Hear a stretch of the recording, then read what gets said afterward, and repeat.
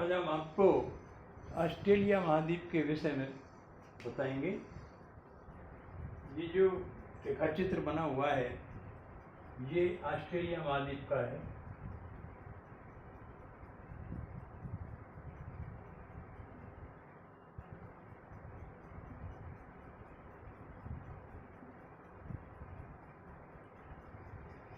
ये विश्व के जितने महाद्वीप हैं उन सब महाद्वीपों में सबसे छोटा महाद्वीप है। इसे उपमहाद्वीप भी कहते हैं क्योंकि जो समुद्र से घिरा हुआ कुछ छोटा टुकड़ा होता है उसे उपमहाद्वीप कहा जाता है, लेकिन ये इतना भी छोटा नहीं है कि इसे उपमहाद्वीप कहा जाए। तो ये 7वां महाद्वीप है। इस महाद्वीप की पहले किसी को जानकारी नहीं थी। इसमें क्योंकि जो एशिया, यूरोप, अफ्रीका इन्हीं के विषय में पता था और लगभग 1600 ईस्वी में कुछ समुद्री यात्रा करने वाले यात्रियों ने भारत की खोज करने के लिए यूरोप से समुद्री मार्गों द्वारा भारत आने के प्रयास किए और उस प्रयास में कुछ लोग भारत की बजाय अन्य स्थानों पर पहुंच गए, जैसे कि उत्तरी अमेरिका, दक्षिणी अमेरिका में पहुंच गए। कुछ लोग यहाँ ऑस्ट्रेलिया में पहुंच गए। तो 1642 ईस्वी में सबसे पहले यहाँ तस्मान नाम का एक आदमी नाविक आया था। ये उसी के नाम पर ये जो द्वीप है इसका नाम तस्मानिया द्वीप नाम रखा हुआ है। लेकिन वो इस ऑस्ट्रेलिया महाद्वीप की ज़्यादा जानकारी नहीं कर पाया था। वो यहाँ पर ना ही अपना कोई ऐसा चिन्ह छोड़ कर गया था जिससे उसकी बात पर पूरा विश्वास किया जा सके। इसके बाद में एक जेम्स कुक था, उसने यहाँ की यात्रा की और उसने जब यहाँ की यात्रा की 1768 ईस्वी में, तब उसने ऑस्ट्रेलिया के बहुत बड़े भूभागों को देखा। उसके बाद एक ऑस्ट्रियन नाम का आदमी था जिसने यहाँ की यात्रा की और उसी के नाम पर इसका नाम ऑस्ट्रेलिया पड़ा। ये जो ऑस्ट्रेलिया महाद्वीप है इसके उत्तर पूर्व में न्यूगिनी द्वीप है, इसके दक्षिण में तस्मानिया और दक्षिण पूर्व में न्यूजीलैंड है। इस ऑस्ट्रेलिया महाद्वीप में उत्तर की तरफ कारपेंट्रिया की खाड़ी है ये, और न्यूगिनी और ऑस्ट्रेलिया के बीच में टॉरेंस जल संधि है। यहाँ पर मैं एक बात और बता दूं, इस जल संधि को ही जल डमरू मध्य भी कहते हैं। जल संधि या जल डमरू मध्य एक ही बात है। जल डमरू मध्य कह दीजिए या जल संधि कह दीजिए, कोई दो बात नहीं। इसी तरह ये ऑस्ट्रेलिया और ये तस्मानिया के बीच में यहाँ पर बोस जल संधि है दोनों के बीच में, और ये जो न्यूजीलैंड है इसके दो द्वीपों के बीच में कुक जल संधि है। जबकि ये दोनों द्वीपों को मिलाकर न्यूजीलैंड बनता है, लेकिन बीच में समुद्र है जिसे कुक जल संधि कहते हैं। पहले इसका जो नाम था न्यू इंग्लैंड नाम था, क्योंकि वो इंग्लैंड के रहने वाले लोग थे जिन्होंने इसका पता लगाया था और उन्होंने अपने देश के नाम पर इसको न्यू इंग्लैंड नाम दे दिया था। लेकिन बाद में एक ऑस्ट्रियन नाम का आदमी आया था, उसने इसका नाम ऑस्ट्रेलिया, उसके नाम पर नाम इसका नाम ऑस्ट्रेलिया रख दिया गया था। ये जो महाद्वीप है, इस महाद्वीप में क्योंकि इसके पूर्व में भी ये द्वीप है और इसकी जो मुख्य विशेषताएं हैं वो ये हैं कि जैसे इंग्लैंड भी एक छोटा सा द्वीप है और समुद्र के बीच में है, इसी तरह ये जो न्यूजीलैंड जिसका नाम दिया गया है इसका नाम भी उस इंग्लैंड के ही आधार पर नया भूभाग न्यूजीलैंड इसका नाम रखा गया।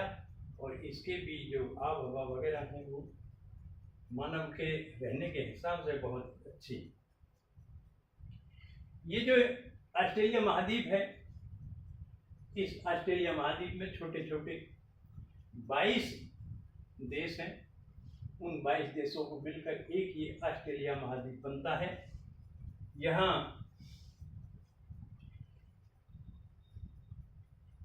जैसा कि मैंने पहले बताया था, ये न्यू गिनी और ऑस्ट्रेलिया के बीच में टॉरेंस जल संधि है, जबकि ये भी ऑस्ट्रेलिया महाद्वीप का ही एक अंग है। ये कोई अलग महाद्वीप नहीं है। ऑस्ट्रेलिया लगभग इन 4 द्वीपों को मिलकर एक महाद्वीप बनता है।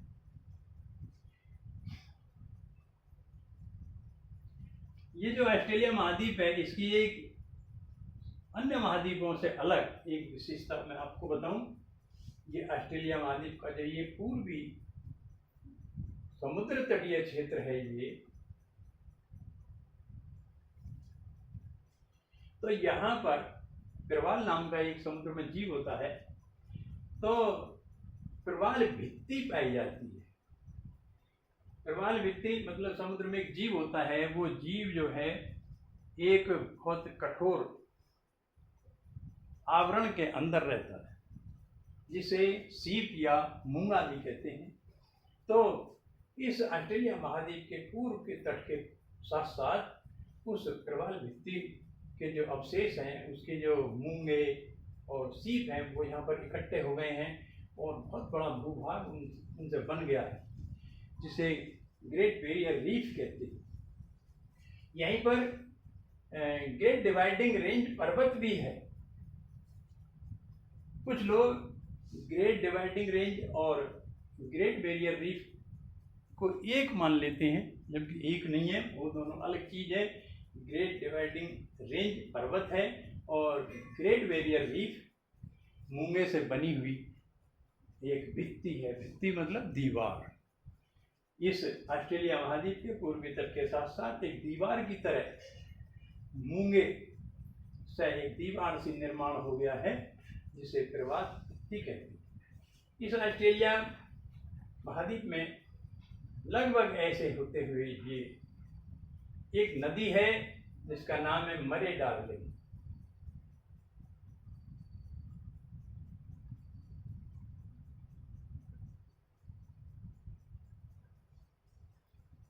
ये जो मरे डार्लिंग नदी है, इस नदी की जो घाटी का क्षेत्र है, उस क्षेत्र में मुख्य रूप से गेहूं की पैदावार होती है। कहने का मतलब ये है कि ये उपजाऊ भूभाग है। इस महाद्वीप के लगभग बीचों बीच होते हुए इस तरह से मकर रेखा गुजरती है।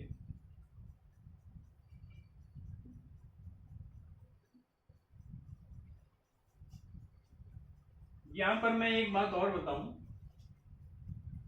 कि पहले भी मैंने बताया था, एक प्रश्न है कि क्या कारण है कि संसार के जो मरुस्थल हैं वो महाद्वीपों के पश्चिमी भागों में पाए जाते हैं। ये जो ऑस्ट्रेलिया महाद्वीप है, इस ऑस्ट्रेलिया महाद्वीप में बहुत कम वर्षा होती है।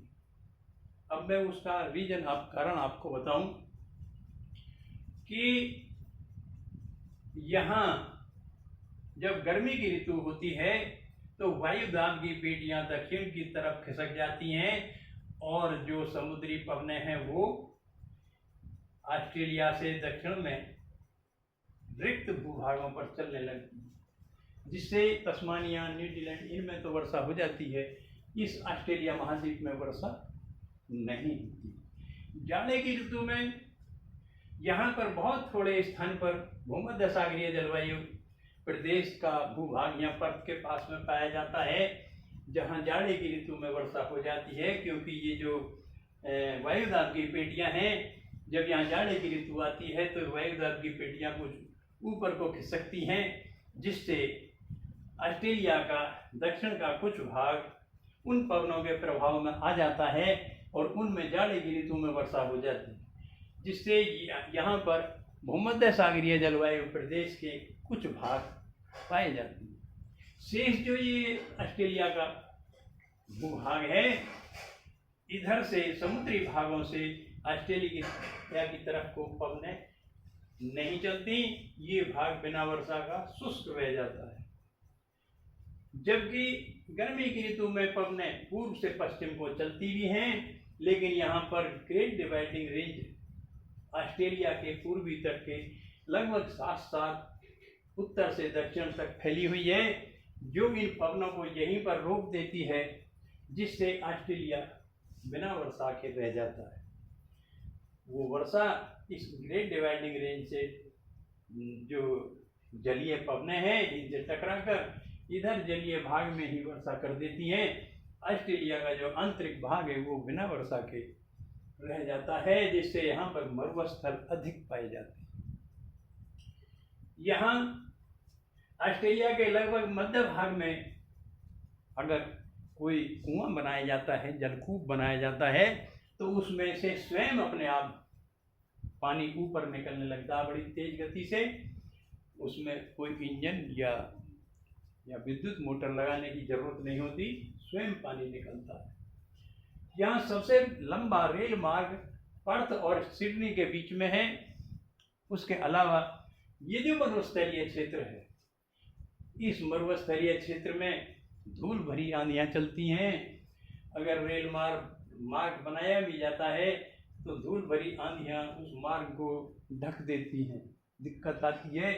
यहाँ ऑस्ट्रेलिया महाद्वीप में मुख्य रूप से वायु यातायात ज़्यादा महत्व रखता है, स्थल यातायात बहुत कम महत्व रखता है। यदि किसी को आंतरिक भागों में आना जाना होता है तो वो मुख्य रूप से वायु यातायात के द्वारा आते जाते हैं। वैसे स्थल मार्गों से यातायात की सुविधा यहाँ बहुत कम है। यहाँ मोरेना नाम की एक भेड़ पाली जाती है जो ऊन उत्पादन के लिए विश्व प्रसिद्ध है। संसार की बहुत अधिक मात्रा में ऊन का उत्पादन इस ऑस्ट्रेलिया महाद्वीप में ही होता है और ये ऊन का निर्यात करता है। दूसरा स्थान ऊन उत्पादन में अफ्रीका महाद्वीप का है। बाकी सबसे ज़्यादा अच्छी किस्म की जो ऊन है वो यहाँ ऑस्ट्रेलिया में ही मेरिनो नाम की जो भेड़ है उससे उत्पादन होता है। यहाँ के भेड़ पालकों को जैकारू कहते हैं।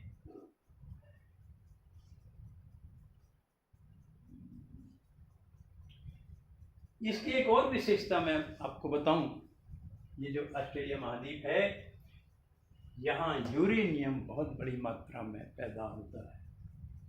इसीलिए भारत सरकार ऑस्ट्रेलिया से अपने अच्छे संबंध बनाने का प्रयास रखते हैं ताकि यहाँ से भारत को यूरेनियम मिल जाए। यूरेनियम विद्युत उत्पादन का बहुत अच्छा एक साधन है। बहुत थोड़ी मात्रा में यूरेनियम और थोरिनियम को मिलाया जाता है जिससे बड़ी मात्रा में विस्फोट होता है और उससे जो प्राप्त ऊष्मा होती है उससे विद्युत उत्पादन किया जाता है। तो यहाँ ये यूरेनियम का बहुत बड़ा निर्यातक देश है, इसीलिए भारत भी इससे अपना संबंध रखता है। यहाँ एक और विशेषता मैं यहाँ की बताऊं कि यहाँ एक ऐसा पक्षी रहता है जो दूसरे जो मानव हैं या रेलगाड़ी हैं उनकी आवाज़ की नकल कर देता है। उसे लायर बर्ड कहते हैं। वो जो भी आवाज़ सुनता है उसके जैसी आवाज़ निकाल देता है।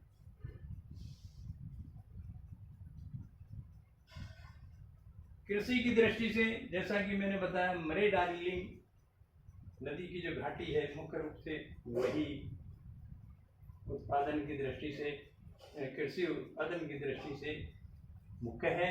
बाकी क्षेत्रों में यहाँ पर कृषि ना के बराबर होती है। यहाँ सीसा का भी, खनिज सीसा भी यहाँ प्राप्त होता है। बॉक्साइट का भी ये बहुत बड़ा उत्पादक क्षेत्र है। यहाँ पर कंगारू बहुत पाए जाते हैं। इस ऑस्ट्रेलिया को प्यासी भूमि भी कहते हैं क्योंकि यहाँ वर्षा ना के बराबर होती है, उसकी वजह से इसे प्यासी भूमि कहते हैं। इस तरह से मैंने आपको आज इस ऑस्ट्रेलिया महाद्वीप का एक सामान्य परिचय दिया। अब इससे पहले मैंने अंटार्कटिका महाद्वीप का अध्ययन किया था, और ये दूसरा मैंने ऑस्ट्रेलिया महाद्वीप के विषय में आपको बताया। इस तरह से 5 महाद्वीप और बचे हुए हैं, बारी बारी से सब महाद्वीपों के विषय में इसी तरह से परिचय दूंगा। धन्यवाद।